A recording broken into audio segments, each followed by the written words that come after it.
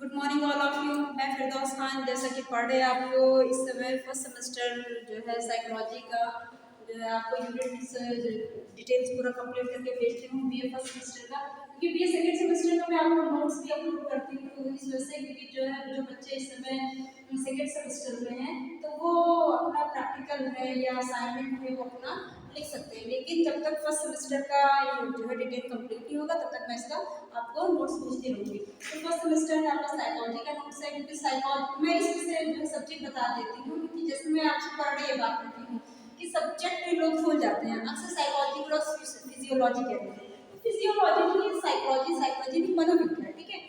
जैसे मन का विज्ञान लोग कहते थे, मन का विज्ञान, आत्मा का विज्ञान, लेकिन क्या ये व्यवहारिक है, यह आपका व्यवहार का विज्ञान है। तो psychology BA first semester psychology है। साइकोलॉजी का पेपर का नाम है फंडामेंटल्स ऑफ साइकोलॉजी। मैंने आपसे पहले भी कहा है कि आप इसको फंडामेंटल्स ऑफ साइकोलॉजी भी कह सकते हैं, आप इसको फाउंडेशन ऑफ साइकोलॉजी कह सकते हैं, आप इसको जनरल साइकोलॉजी कह सकते हैं, आप इसको बेसिक ऑफ साइकोलॉजी कह सकते हैं, आप इसको कई टाइप के इसके नाम आप इसको नेचर ऑफ साइकोलॉजी भी कह सकते हैं, क्योंकि ये सारी चीजें से बताई गई है।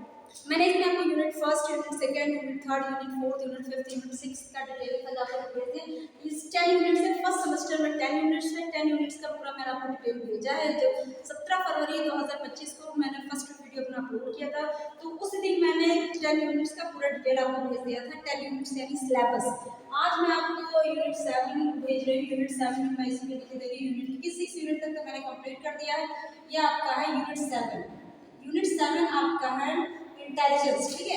इंटेलिजेंस मतलब होता है बुद्धि, कि व्यक्ति की कितनी बुद्धि, कितनी क्षमता उसके अंदर विद्यमान है। क्योंकि व्यक्ति जब पैदा होता है, जब जन्म लेता है, जब वो ईश्वर अल्लाह भगवान ने जब इंसान को, मनुष्य को बनाया है या जानवर को, तो उस हिसाब से उनकी बुद्धि को उसमें विद्यमान कर दिया।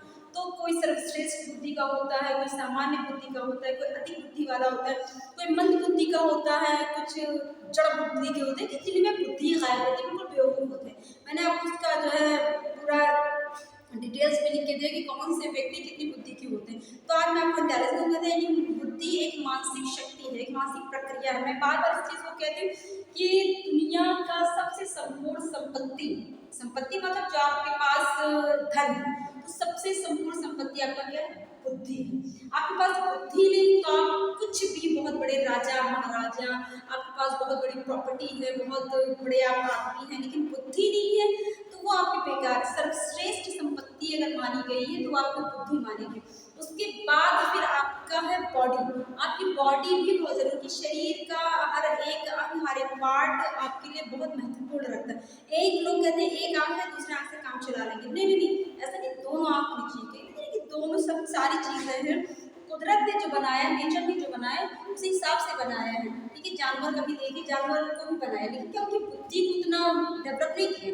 उनकी बुद्धि, अगर शेर जैसे, शेर को भूख लगेगी बहुत ज्यादा तो अपने बच्चे को मार के खा लेगा, क्योंकि वहां उसकी बुद्धि नहीं चलती, क्योंकि उसके अंदर बुद्धि नहीं है। लेकिन वही जगह इंसान है कि अगर इंसान को भूख लगती है या उसके बच्चों को भूख लगती है, तो कहीं से वो इंतजाम करता है, अरेंजमेंट करता है, वो अपना बुद्धि यूज करता है, काम करता है। तो इससे इंटेलिजेंस है, बुद्धि एक मानसिक प्रक्रिया जो वस्तु तथा तथ्यों को समझने के लिए रखा है, खोजने, उसके ज्ञान प्राप्त करने के लिए, जिसमें बुद्धि कहते हैं ना कि इसमें एक बुद्धि के कारण मानव जो है सर्वश्रेष्ठ माना गया बुद्धि में। बुद्धि इसमें कहा कि बुद्धिस्व बलम तस्य, जिसमें बुद्धि लोगे, जिसमें बुद्धि है वही बलवान है। छोटी सी कहावत है कि बुद्धि जिसमें है वही बलवान। अगर आपके पास बुद्धि नहीं तो आप कुछ भी नहीं कर सकते। इसमें मीनिंग बताया भी गया है, मैंने आपको इसमें मीनिंग बताया कि मानसिक क्षमता को प्राप्त करने के लिए उनकी सर्वाधिक उपयोगी जो क्षमताएं होती हैं वो जन्मजात होती है। बुद्धि जन्मजात होती है। मैंने अभी इससे पहले बताया कि ऊपर वाले कुदरत ने, नेचर ने जब भी इंसान को बनाया तो बुद्धि उसमें विद्यमान करती है, तो ये उसकी जन्मजात है। बुद्धि है उसके अंदर, जब पैदा उससे पहले बुद्धि आ जाती है। तो बुद्धि मूल रूप से जन्मजात आनुवंशिक होती है, जो सामान्य मानसिक योग्यता कहलाती है। मानव जीवन में बुद्धि की भूमिका सही से रेखांकित किया जाता है, जिसमें बहुत लोग सीखते हैं, सीखने की प्रक्रियाएं जो होती हैं, जिसे लोगों के अंदर बुद्धि उतनी नहीं है, तो वो सारी चीजें सीखने में असमर्थ होते हैं, बहुत पढ़ने में कमजोर हैं। बहुत लोग दिखने में लगते हैं कि ये बुद्धि इसकी मंद बुद्धि कर, लेकिन वो इंटेलिजेंस होता है, ठीक है, वो बहुत ही माइंडेड होते हैं। इसमें मैंने डेफिनेशन बताया, डेफिनेशन है कि बंकिम जी ने कहा है कि बुद्धि को सीखने की योग्यता कहकर परिभाषित है। Intelligence the ability of the individual to learn, यानी जो बुद्धि है वो सीखने की योग्यता। आप वो चीज सीख रहे, जिसमें आप पढ़ा रहे हैं, तो पढ़ा रही हो तो आप देख रहे हैं ना, सीख रहे हैं ना, पढ़ रहे हैं ना, तो इसमें क्या है, आपकी बुद्धि तो लग रही है। ऐसा तो है नहीं कि आँख देख रही, कान सुन रही, मुँह से बोल रही हूँ मैं, नहीं नहीं, मेरे पास बुद्धि है तब मैं आपको पढ़ा रही। अगर मेरे पास बुद्धि नहीं होती तो ना मैं इसको सीख पाती, ना आपको मैं पढ़ा पाती। सेकंड प्रैक्टिकल महोदय ने कहा कि बुद्धि जन्मजात प्रवृत्ति को अतीत के अनुभव के प्रकाश में सुधारने की योग्यता है। यानी अकॉर्डिंग टू मैकडोनल्ड ने कहा कि intelligence is the capacity to improve upon native tendencies in the light of previous experience. यानी जो व्यक्ति की जो जन्मजात, यानी जो ऊपर वाले ने जैसे पैदा किया उसी समय उसकी बुद्धि दे दी, तो उसमें क्या है, वो अतीत के अनुभव को सुधारने के लिए जो उसका हमारे आपके पास बुद्धि है, और लाइफ में आपसे कोई गलती हो जाए, कोई मिस्टेक हो जाए, तो आप क्या करेंगे, वो बुद्धि है तो आप उसको सुधारने की कोशिश करेंगे, आपके अंदर वो योग्यता है। फिर आपको बताया गया है कि इंस्टन महोदय ने कहा कि बुद्धि व्यक्ति की वह सामान्य योग्यता है जिसकी सहायता से वह अपने जीवन के नवीन परिस्थितियों में दशाओं को समायोजन स्थापित कर सकते हैं। Intelligence is the general adaptation to new problem and condition of life. आपके जीवन में कोई भी समस्या है, कोई भी प्रॉब्लम आ जाए, आपके अंदर डिपेंड करता है कि आप उसको कैसे सॉल्व करेंगे। कहते हैं कि इंसान की जिंदगी में आपको कोई समस्या आएगी, कोई प्रॉब्लम आएगी, किसी चीज़ से आप परेशान हैं, तो अगर किसी से बताएंगे तो वो आपकी फायदा उठाएगा, आपको समझाए। आज जमाना सतयुग का नहीं, जमाना कलयुग का है, तो अब आपको कोई समझाने नहीं जाएगा, कोई आपको बुद्धि नहीं बताएगा, बुद्धि लोग वहाँ भ्रष्ट करने की कोशिश करेंगे, वो आपका मजाक उड़ाएंगे।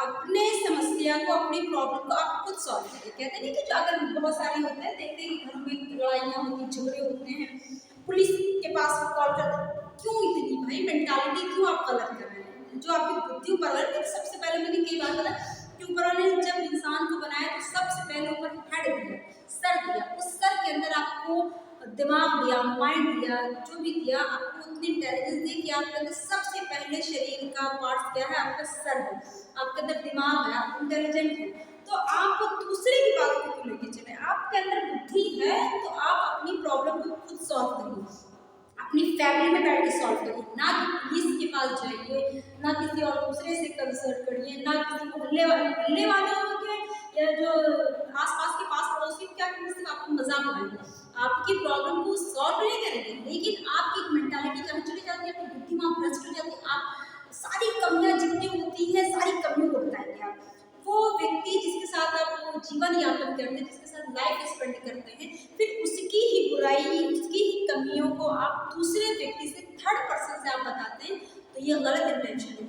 अगर साइकोलॉजी में यही है, साइकोलॉजी में है कि आप अपनी मेंटालिटी को मेंटेन रखें, आप अपने दिमाग को फ्रेश रखें, आप अपनी लैंग्वेज को अच्छी रखें। कहते हैं कि जैसे मैंने आपसे बताया, मैंने आपसे ये चीज़ कई बार बताई कि जो महात्मा गांधी जी ने बताया कि simple life high thinking, Mahatma Gandhi ji का ये कोटेशन था, उन्होंने ये बात हमेशा कहा, सिंपल लाइफ हाई थिंकिंग, आप अपने आप को बिल्कुल साधारण रखिए, लेकिन अपनी सोच को ऊंचा रखिए, ठीक है।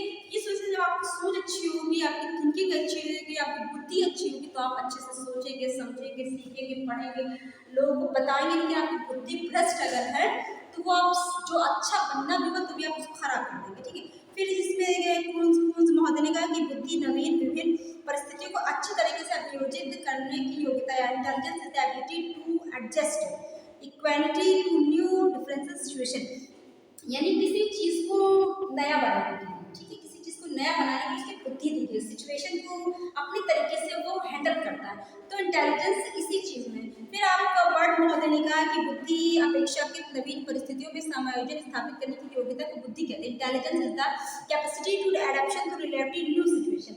अगर आपकी लाइफ में कोई ऐसी समस्या तो हमेशा नहीं रहती, अगर व्यक्ति का जीवन है, इंसान का जीवन है, ऊपर वाले ने, खुदा ने मानव का जीवन दिया है, तो आपको समस्याओं का सामना करना पड़ेगा। जब आप समस्याओं का सामना करेंगे तभी आपको जीवन में दुख जब काटेंगे तभी आपको सुख प्राप्त होगा। लेकिन ऐसा नहीं कि सारे सुख आप मिलेंगे तो दुख होगा, सुख दुख दोनों लगा रहता है। जैसे मैंने आपसे कई बार कहा कि दुनिया में दो पहलू होते हैं, अगर सर है, बॉडी को लेकर चलिए, तो अगर आपका सर है तो सर में आपका दिमाग है, ठीक है, आपकी आँख है तो आँख आपको देख रही है, मुंह है, जबान है तो बोल रहे हैं, दांत तो चबा रहे हैं, जबान से स्वाद ले रहे हैं, नाक तो आपसे सुन रहे हैं, कान तो आपसे सुन रहे हैं, हाथ से अपने काम कर रहे हैं, पैर से चल के जा रहे हैं। ये आपका एक्सटर्नल पार्ट होगा। इंटरनल पार्ट में दिल है आपका, मान लीजिए हृदय है तो आपका धड़कता है, फेफड़ा है वो आप सांस लेते हैं, तो ऐसी सारी चीज़ें, ऐसे आपकी बॉडी इंटरनल हो चाहे एक्सटर्नल हो, जो आप सोशल लाइफ में आप उसको इसी तरह अपने प्रॉब्लम को सॉल्व करिए। विनय महोदय ने कहा कि किसी समस्या को समझना, उस विषय को तर्क करना, किसी निर्णय पर पहुंचने की बुद्धि आवश्यक है। टू जज वेल और comparison well and reason well are the essential activities of intelligence. यानी जब किसी समस्या को आप उसको बैठ के देखिए, समस्या क्या है, लड़ने झगड़ने चिल्लाने से पहले देखिए समस्या क्या है, फिर उस विषय में अपनी बातों को रखिए, तर्क वितर्क अपनी बातों को समझाने की कोशिश करिए। फिर है टर्मन महोदय ने कहा कि कोई व्यक्ति उसी सीमा तक बुद्धिमान है जहां तक उसकी अमूर्त चिंतन करने की योग्यता है। And individual intelligence is property as the able to carry abstract thinking. यानी टर्मन महोदय ने कहा कि व्यक्ति जहां तक सोच सकता है वहीं तक बुद्धिमान है, उसके बाद अगर उसकी सोचने समझने की प्रक्रिया बंद हो जाती है तो समझने को वहीं से उसकी इंटेलिजेंस है। तो मैंने इसका अपनी मीनिंग बताया, डेफिनेशन बताया, इसके कैरेक्टरिस्टिक, इसके टाइप्स बताया। इसके टाइप्स में कई टाइप्स होते हैं, टाइप्स ऑफ इंटेलिजेंस। ठीक है, मैं आपको टाइप्स ऑफ इंटेलिजेंस बता रही हूँ। तो टाइप्स ऑफ इंटेलिजेंस में देखिए, मैं आपको वहीं से स्टार्ट कर देती हूँ। टाइप ऑफ इंटेलिजेंस यानी बुद्धि को कितने प्रकार में मनोवैज्ञानिकों ने अपने अपने अकॉर्डिंग इसको भी बनाया है, अपने अपने अकॉर्डिंग इसको कितने पार्ट्स में डिवाइड किया। तो इसमें कई पार्ट्स बताया गया है। ठीक है, तो सबसे पहले आपकी नेचुरल इंटेलिजेंस, ठीक है, यानी जो प्राकृतिक होता है, नेचुरल इंटेलिजेंस, जो कुदरत, भगवान, ईश्वर, अल्लाह ने जो आपको दिया है, बुद्धि दी है, आप उसका किस प्रकार यूज करेंगे। तो ये कि प्राकृतिक बुद्धि जो है जन्मजात बुद्धि होती है, जो वंशानुक्रम प्राप्त होता है। ठीक है, कभी कभी होता है कि जैसे जनरेशन में माँ बाप दादी दादा जैसे उनका माइंड डेवलप करेगा वैसे बच्चा उससे ज़्यादा बुद्धिमान। एक मूवी है, देखे होंगे, ऋतिक रोशन का था कोई मिल गया। तो कोई मिल गया में ये दिखाता है कि उसका जो फादर होता है राकेश रोशन, वो बहुत ही इंटेलिजेंट होते हैं। तो वो अपना एक्सपेरिमेंट किया करते हैं स्पेस से लोगों को बुलाने के लिए, स्पेस में जो रहते हैं लोग उनसे बातें करते रहते हैं। तो राकेश जो है, राकेश रोशन जी अच्छे से उसको करते हैं, लेकिन वो कुछ ऐसा क्रिटिकल कंडीशन हो जाता है जिससे एक्सीडेंट हो जाता है। तो वो क्या करते हैं, वो अपना वो एक्सपायर कर जाते हैं। फिर जो उनका बेटा होता है जो ऋतिक रोशन, उसमें दिखाया गया है, ऋतिक रोशन उसमें रेखा जी ने दिखाया है, बताया कि उसका इतना डेवलप रहता है कि वो सेकेंड क्लास का बच्चा रहता है, फर्स्ट सेकेंड क्लास का बच्चा रहता है, लेकिन वो 10th स्टैंडर्ड का जो है सॉल्व करता है, क्वेश्चन को सॉल्व करता है। लोग उसको देखते हैं, उसके जो है टेस्ट लेते हैं, वहाँ के प्रिंसिपल बताते हैं कि आपका जो बेटा है वो बहुत इंटेलिजेंट है। तो उनकी माँ को देखा जो कि यकीन नहीं होता है कि ऐसा कैसे हो गया।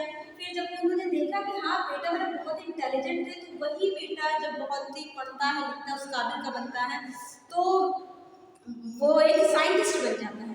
फिर उसका सेकंड पार्ट मतलब ये दिखाया ना कि जो राकेश रोशन जी बहुत बुद्धिमान थे, फिर उनका बेटा भी बहुत बुद्धिमान हो गया। फिर उन्हीं के बेटे जो है फिर दूसरे जन्म में लेते, दूसरा उन्हीं का बेटा लेता है, वही ऋतिक रोशन करके आते हैं। तो उसमें मूवी का नाम क्रिश हो गया। तो दिखाया कि उसमें और उसके जो है शक्ति आ गई, उसमें और पावर है, इंटेलिजेंस उसके और ज़्यादा है, बुद्धि और ज़्यादा उससे सोचने समय, न्यू जनरेशन जो है न्यू जनरेशन के अकॉर्डिंग उसकी बुद्धि है। तो ऐसे जनरेशन बाई जनरेशन जैसे जिसकी बुद्धि होगी वैसे वो उसमें इंक्लूड होता रहेगा। ठीक है, दादा से परदादा फिर दादा, यानी जो भी पिछली की जो भी पीढ़ियाँ रही होंगी, पीढ़ी जनरेशन बाई जनरेशन, पीढ़ी दर पीढ़ी, फिर पापा हैं फिर उनके बच्चे हैं, तो ऐसे बुद्धि का पाई जाती है। तो ये इसमें नेचुरल इंटेलिजेंस में पाई जाता है। सेकेंड आपका म्यूजिकल, ठीक है, सेकेंड आपका म्यूजिकल इंटेलिजेंस। कुछ लोग होते हैं जो म्यूजिकल्स होते हैं ना, कि जैसे होता है ना कि बगैर धुन के ही वो अपने काम स्टार्ट करते हैं, जब तक वो किसी चीज़ को सुनेंगे नहीं तब तक उनके माइंड में वो चीज़ नहीं होगा, जो है डेवलप नहीं होगा। तो सेकेंड आपका है म्यूजिकल इंटेलिजेंस। म्यूजिकल इंटेलिजेंस में कि संगीतमय बुद्धि जो संगीत से जुड़ी होती है, व्यक्ति का मन किसी भटकता नहीं है, वो एक स्थान पर स्थिर है। बहुत सारे लोग होते हैं, अक्सर मैंने देखा है कि गाना सुना कर वो अपना काम करेंगे। ठीक है, मतलब देखिए बुद्धि उनकी कितनी फास्ट है कि वो गाना भी सुन रहे हैं और अपना काम भी कर रहे हैं। कुछ लोग होते हैं कि तो ये म्यूजिकल है कि वो गाना भी सुन रहा है बंदा और अपना काम भी कर रहा है, काम फास्ट हो जाता है। ठीक है, थर्ड से बताया है लॉजिकल मैथमेटिकल इंटेलिजेंस। ठीक है, थर्ड आपका क्या बताया है, लॉजिकल मैथमेटिकल। लॉजिकल मैथमेटिकल जैसे जो आपका मान लीजिए कि जो तार्किक गणितीय होता है, तार्किक गणितीय कि कैसे इसको गणित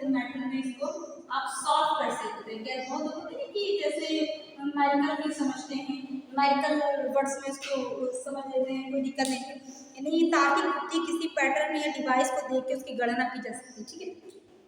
जैसे उसमें दिखाता है आजकल, तो पहले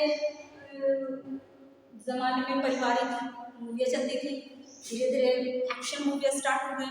अब देखिए मूवी में न्यूमेरिकल नाम रहता है, ठीक है। 19 जैसे मान लीजिए मूवी थी 1956, तो ऐसे ऐसे करके मूवियाँ बनने लगी, तो उसमें न्यूमेरिकल होता है। इससे पता चल जाता है हमारे पुराने ज़माने की बातें कर रहे हैं, ठीक है। 1947 यानी पुराने ज़माने, 20 साल बाद, 20 साल पहले। तो ये क्या होता है 20 साल बाद, यानी 20 साल बाद उससे भी न्यूमेरिकल चीज़ है ना, कि 20 साल बाद कुछ हुआ रहा होगा, 20 साल पहले यानी 20 साल बाद कुछ होगा, तो ये न्यूमेरिकल लॉजिक हो जाता है कि व्यक्ति इसी के अकॉर्डिंग अपना लॉजिक लगा। फिर आपका है क्या है, एक इसमें इंटरपर्सनल बताया, जो पारस्परिक होती है, इंटरपर्सनल, जो व्यक्ति का अपना होता है, इंटरपर्सनल जो सेल्फ का होता है, कि वो अपनी बुद्धि को कैसे यूज कर सकता है। तो एक इंटरपर्सनल हो गया इंटेलिजेंस, इंटरपर्सनल इंटेलिजेंस यानी पारस्परिक बुद्धि। पारस्परिक बुद्धि से तात्पर्य सामाजिक स्थितियों, उन लोगों से व्यवहार को समझने की प्राकृतिक क्षमता होती है। इंटरपर्सनल है कि आपके ऊपर डिपेंड करता है कि आप सामने वाले को कितना समझते हैं, कैसे समझ रहे हैं, आप उसके अकॉर्डिंग आप उसके अपनी बुद्धि को किस हिसाब से उसमें विद्वान कर सकते हैं कि वो भी आपकी बातों को समझ सकते हैं और आप इसकी बातों को समझ सकते हैं। फिर आपका है physical intelligence, physical motor intelligence, ठीक है। फिजिकल इंटेलिजेंस हो गया, जिसको बोलते हैं शारीरिक, ठीक है, शारीरिक बुद्धि कि कितनी शारीरिक हो, इशारों में बातें। फिर बुद्धि का महत्व कि किसी से जुड़ी होती है, जो शरीर के मन और दूसरे को जागरूक करने की क्षमता है। मान लीजिए कि जैसे छोटे क्लासेस में जब पढ़ाए जाते हैं, तो छोटे क्लासेस में क्या होता है, जब बच्चों को पढ़ाया जाता है तो फिजिकल एक्टिविटी कराया जाता है। फिजिकल एक्टिविटी में अगर मान लीजिए कि कहेंगे आँख, बेटा आइज आइज, तो वो आइज नहीं समझ पाएंगे, लेकिन जब आँख पे बार बार अपनी आँख बताएंगे, ये आइज आइज बोलते हैं, इसको नोज बोलते हैं, इसको लिप्स बोलते हैं, इसको हेड बोलते हैं, इसको हैंड बोलते हैं, इसको फिंगर बोलते हैं, इसको नेक बोलते हैं, इसको शोल्डर बोलते हैं, इसको बैक बोलते हैं, इसको लेग बोलते हैं। तो ऐसे ऐसे करके इसको हेयर बोलते हैं। तो बच्चा फिजिकल लैंग्वेज ऐसे समझता है, वो क्या कह रहा है, वो ऐसे उसका क्या होता है, धीरे धीरे करके उसको सारी चीज़ें याद हो जाती है। ये होता है फिजिकल इंटेलिजेंस की कैसे बुद्धि होती है। फिर आपका इसमें बताया गया है spatial intelligence, spatial intelligence, spatial intelligence में जो होता है कि आपकी जो स्थिर है, जो बुद्धि आपकी स्थिर है, कि कितनी बुद्धि आपके माइंड को जो है डेवलप करती है, कैसे आपकी बुद्धि जो है स्टैंड हो सकती है स्पैटियल। ठीक है, ये सारी चीज़ें आपको स्पैटियल में बताया गया है। स्पैटियल में बताया गया है कि अपने आसपास की वस्तुओं को स्थिर स्वयं में पहचानने और समझने की प्रक्रिया को ही विकास में मदद करती है। जैसे मान लीजिए मिसाल के तौर पे कि फूल बाहर लगे हुए, अपनी बुद्धि है ना, अब आपने कहीं देखा बाहर कहीं फूल लगा हुआ है, अब आपके माइंड में स्टैंड हो गया कि चलो इसको लेके जाते हैं, घर में बाग लगाती हूँ। तो आपने उसको उसके छोटे छोटे अपने कलम को लिया, फिर अपने घर गए, उसको किसी गमले में किसी पॉट में उसका पानी वानी डाला, आने वाले समय में वो निकल आया। तो ये होता है आपका स्पैटियल। ठीक है, अब इसमें मैंने आपको थ्योरीज बताया था, थ्योरीज ऑफ इंटेलिजेंस, यानी जो मनोवैज्ञानिकों ने अपने अपने अकॉर्डिंग इसको बताया है, थ्योरीज ऑफ इंटेलिजेंस, कि कैसे बुद्धि को कितने हिसाब से उसको देखा जा सकता है, थ्योरीज ऑफ इंटेलिजेंस। ठीक है, तो थ्योरीज ऑफ इंटेलिजेंस में स्पीयरमैन ने तो इसमें स्पीयरमैन ने भी अपनी बातों को बताया है, इसमें आपको थर्स्टन महोदय ने, गिफर्ड महोदय ने, मनोवैज्ञानिकों ने अपने बताया, फिर थ्योरीज स्टनबर्ग महोदय ने बताया। तो सबसे पहले मैं आपको इसमें थ्योरीज ऑफ इंटेलिजेंस में सबसे पहले मैं आपको बता रही हूँ जो स्पीयरमैन महोदय। तो स्पीयरमैन महोदय ने स्पीयरमैन थ्योरीज, ठीक है, तो मैं आपको स्पीयरमैन थ्योरीज के बारे में बताऊंगी, जो स्पीयरमैन महोदय ने अपने अकॉर्डिंग थ्योरीज इंटेलिजेंस को यूज किया। ठीक है, कि कैसे जितनी बुद्धि होती, तो इन्होंने इसको दो फैक्टर बताया, एक जनरल एबिलिटी और स्पेशल एबिलिटी, कि व्यक्ति के अंदर स्पीयरमैन महोदय ने कहा है कि व्यक्ति के अंदर दो टाइप की बुद्धि होती है, एक जनरल होती है और एक स्पेशल होती है। जनरल होती है जो लोगों के साथ, जो लोगों के बिल्कुल समान रहती है, ठीक है, कोई फर्क नहीं रहता, किसी टाइप का लोगों का सेम रहता है। तो एक आपका जनरल इंटेलिजेंस हो गया, ठीक है, जनरल एबिलिटी हो गई, और दूसरी आपकी जो है स्पेशल एबिलिटी होगी, यानी जो सोचने समझने और जो है तर्क करने की जो शक्ति होती है, दो टाइप होती है, जनरल एबिलिटी और एक स्पेशल एबिलिटी। जनरल एबिलिटी में कि व्यक्ति जो सामान्य योग्यता होती है सबकी सेम होती है, किसी का गुण विद्वान होता है, जैसे मान लीजिए आम लोग होते हैं सब सेम होते हैं।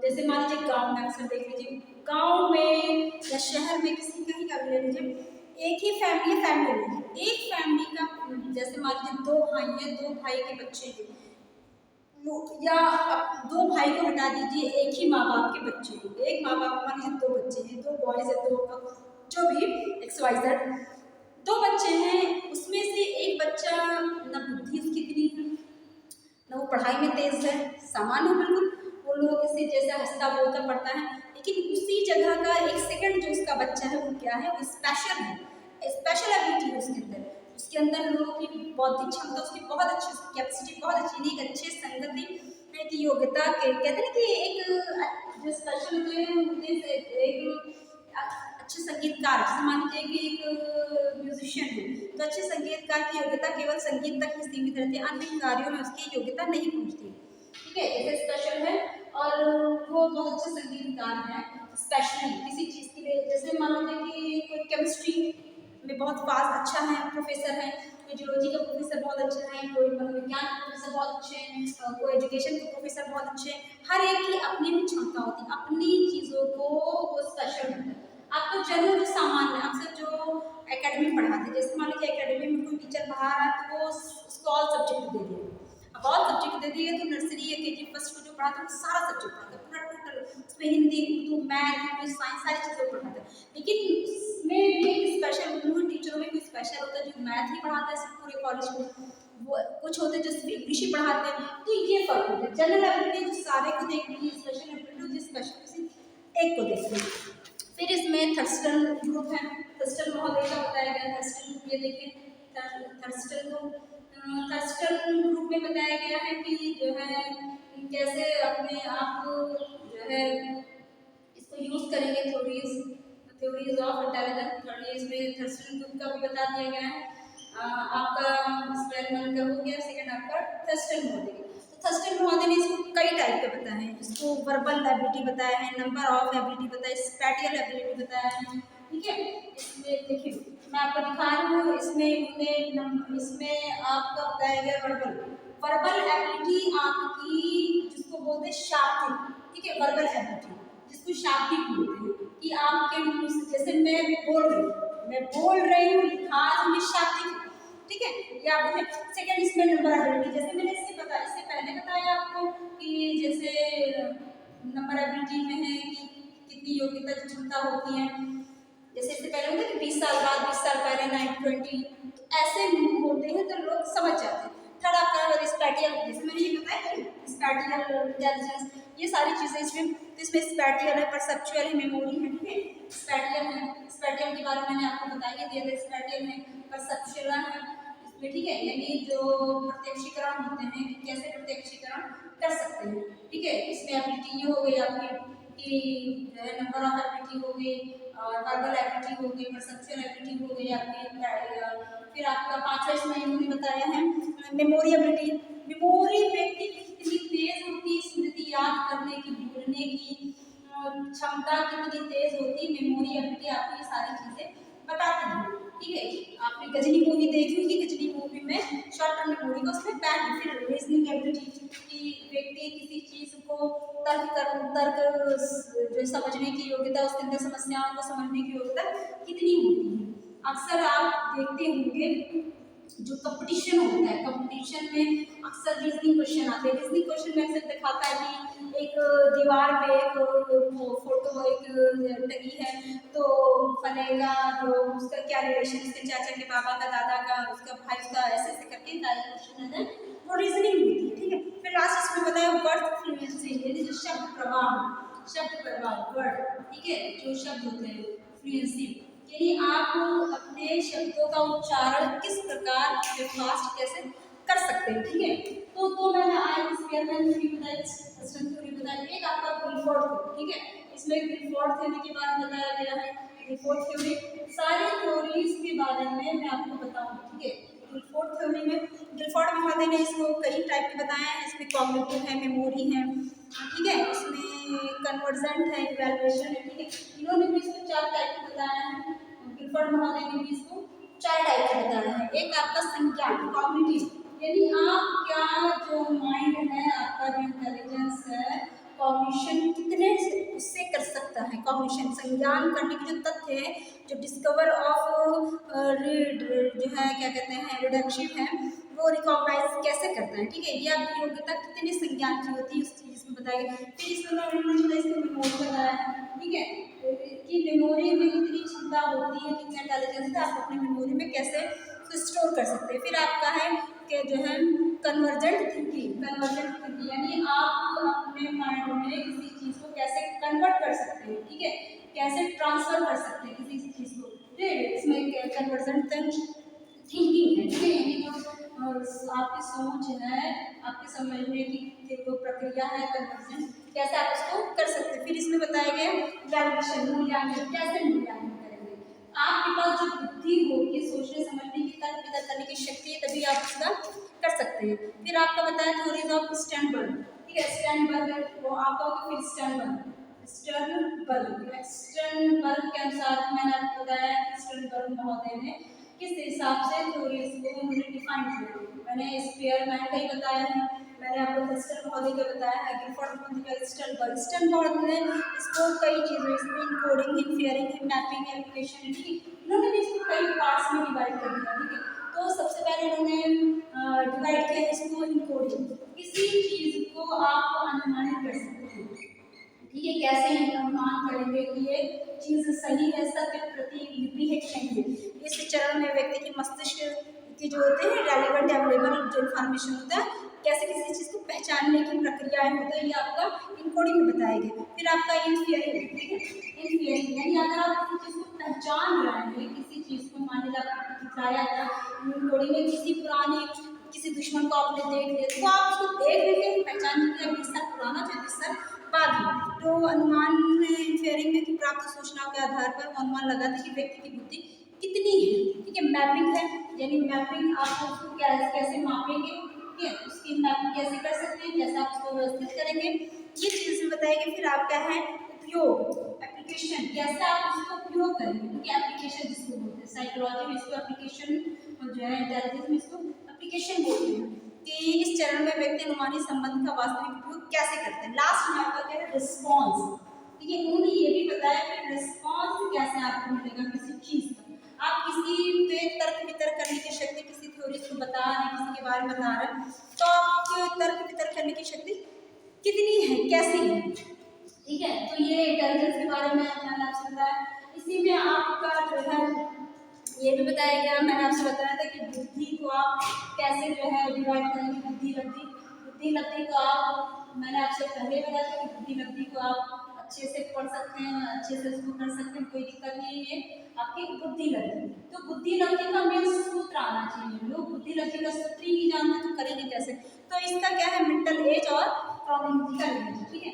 तो मेंटल एज आपका जो है, आपका जो वो IQ टेस्ट जो है उससे आपका मेंटेन किया जाता है, आपका मेंटल, ठीक है, मेंटल जो आपकी बौद्धिक क्षमता है, ठीक है, जो आपकी बौद्धिक क्षमता है, बौद्धिक क्षमता को किसमें डिवाइड किया, किसमें देखा जाता है, वास्तविक आयु से देखा। जो मानसिक आयु है, तो आपकी मानसिक जो एज है उसको देखा जाता है क्रोनोलॉजिकल एज से, ठीक है, यानी मेंटल एज को आपको देखा जाएगा क्रोनोलॉजिकल एज से उसको देखा जाएगा कि इसकी एज किस टाइप की है, कैसे है, इसको इसमें बताया जाता है। क्रोनोलॉजिकल एज इसको डिवाइड किया जाता है, इसको मल्टीपल किया जाता है 100 से, ठीक है, 100, ठीक है।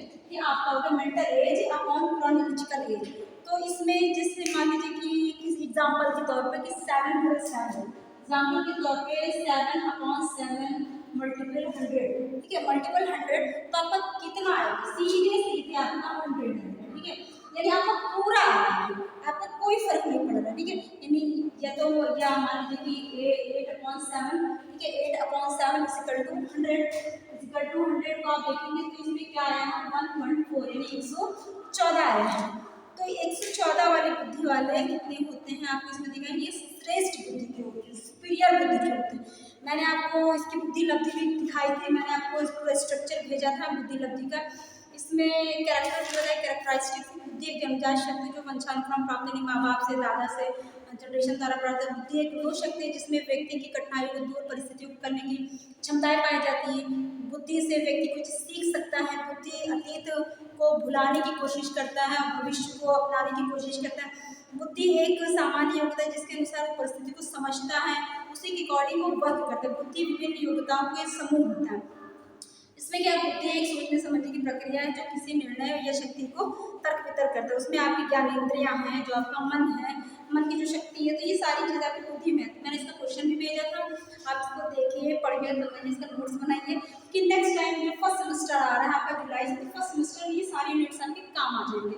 काम आ जाने की यही यूनिट रहता ही है, आप इसी से पढ़ सकते हैं क्योंकि जो मैं आपको डिटेल में भेज रही हूँ, आपको जो नोट्स भी भेज रही हूँ जो शॉर्ट वीडियो में, प्लस आपको डिटेल में समझा रही हूँ, इस तरह आपको इतनी देर में कोई नहीं समझा सकता है, ठीक है? क्योंकि इसको मैं पढ़ा रही हूँ, इसको पढ़ाती हूँ, समझाती हूँ, इस वजह से मैं आपको पूरा ट्रेन कर रही हूँ, समझिए? आप मैं कोई स्पेशल नहीं कि मैं कहीं से ट्रेनिंग ले रही हूँ, नहीं, मेरा खुद का है, मैं अपने सेल्फ को पढ़ाती हूँ, जैसे भी पढ़ाती हूँ, लेकिन मैं अपनी बुद्धि से इसमें मुझे कि मैं उसकी बुद्धि को इस्तेमाल नहीं कर सकती, मैं अपनी इंटेलिजेंस को यूज़ करती हूँ। तो आप नोट्स को बनाइए, पढ़िए, समझिए। मेरे चैनल को कोशिश करके लाइक करिए, सब्सक्राइब करिए। सभी लोगों को पता है मेरे चैनल का नाम है माइंडफुल ह्यूमन साइको एनालिसिस। आप उसको देखिए, तो सारे नोट्स आपको अवेलेबल रहेंगे। आपके फर्स्ट सेमेस्टर का आपको मैं डिटेल्स भेज रही हूँ, मैंने शॉर्ट वीडियो में भेज दिया। सेकंड सेमेस्टर चल रहा है, फिर थर्ड सेमेस्टर, फिफ्थ, सिक्स ऐसे सारे आएंगे, फिर उसके बाद पीजी का भी मैं आपको भेजूंगी। आप बस मेरे चैनल को शेयर करते रहिए, ठीक है? Thank you very much.